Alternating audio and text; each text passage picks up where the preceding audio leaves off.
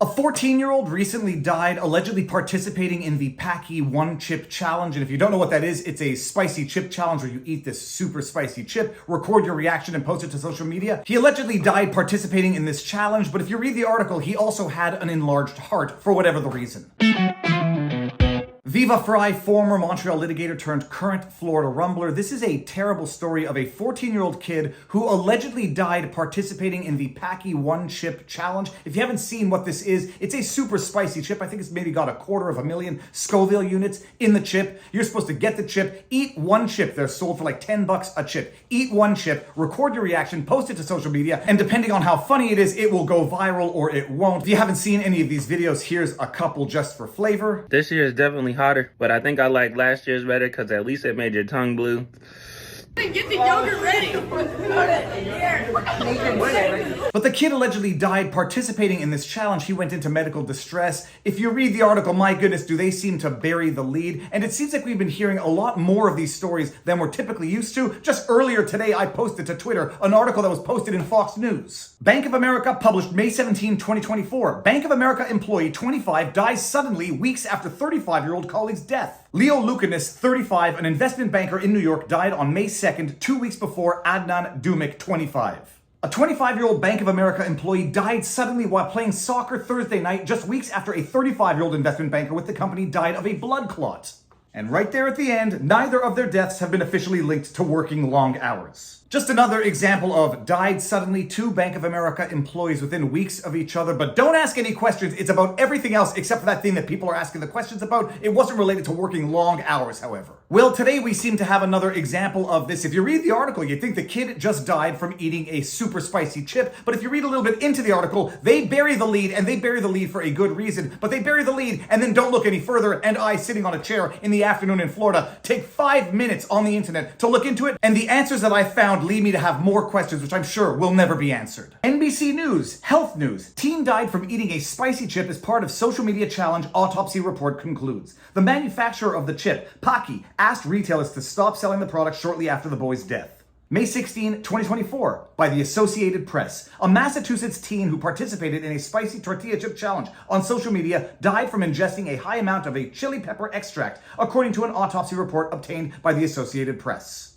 Harris Woloba, a 10th grader from the city of Worchester, died on September 1, 2023 after eating the chip. He was found unresponsive by police who were called to his home and brought to a hospital where he died. And this is what the article reports a little later on as relates to the alleged cause of death.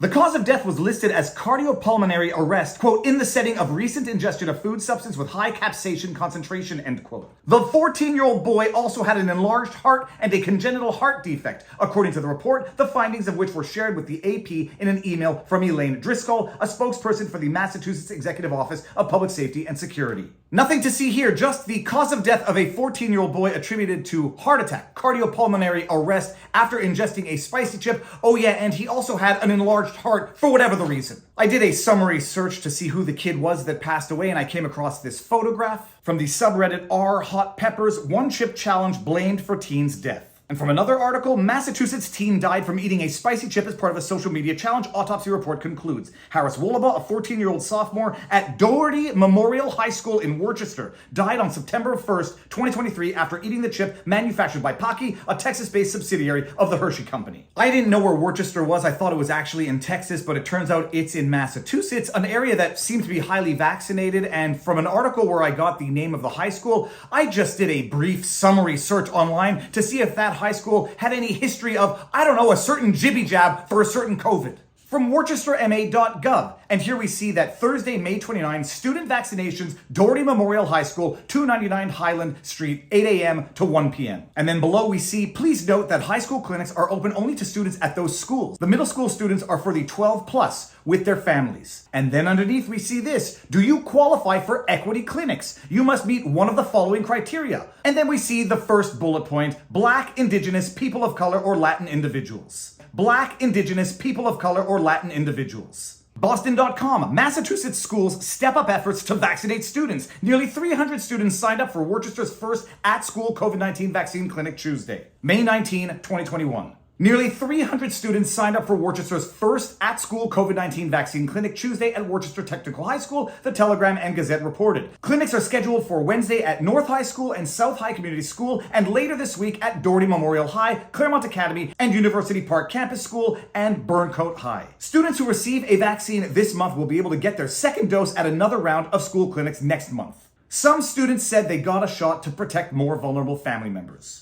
Well, isn't that mildly interesting? I would like to know the vaccination status of this kid because it's very nice to blame it on a chip and whether or not there were some underlying conditions that might have been caused by or exacerbated by a certain experimental medication by hook or by crook on young people who were convinced that they would be protecting family members if they got this shot. I'd like to know what the vaccination status of this kid was, not for any morbid curiosity, but because it concerns all of us. And before blaming it on a chip, maybe we should be asking the obvious questions because it certainly seems to apply in this circumstance. And you can call me a conspiracy theorist and an anti-vaxxer and whatever the hell you want. I don't give a sweet bugger all anymore. I'm going to ask the obvious questions and dig up the relevant information that ABC and NBC News didn't think was relevant to the story or didn't even think to ask. But we have a 14-year-old kid who died from ingesting a hot chip, who had an enlarged heart, who came from a district where they were vaccinating kids at that very school. And people need to be asking the questions. They need to be mad as hell because this is outrageous. And if you think we're connecting dots that don't exist, that's fine. But these dots exist, and now we have a dead 14-year-old kid, and the news is going to run with the chip. And oh yeah, by the way, he had an enlarged heart, but don't ask any more questions. Mistrust in a medical system rooted in history, like the Tuskegee study in 1932,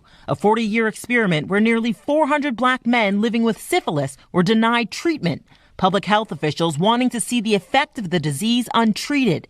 As a result, more than 100 men died from syphilis or related complications. Well, I'm asking them, and now it's going to be up to more investigative journalists to go looking for answers because the answers are there and the questions are glaring. But if you like what I do, you know what to do. Like, share, subscribe, hit the notification bell. Make sure your notifications are turned on. Yada, yada, yada. More important than anything, exercise, eat healthy, get outside, talk to people in real life. And now you know your vlog. Peace out. Booyah. What was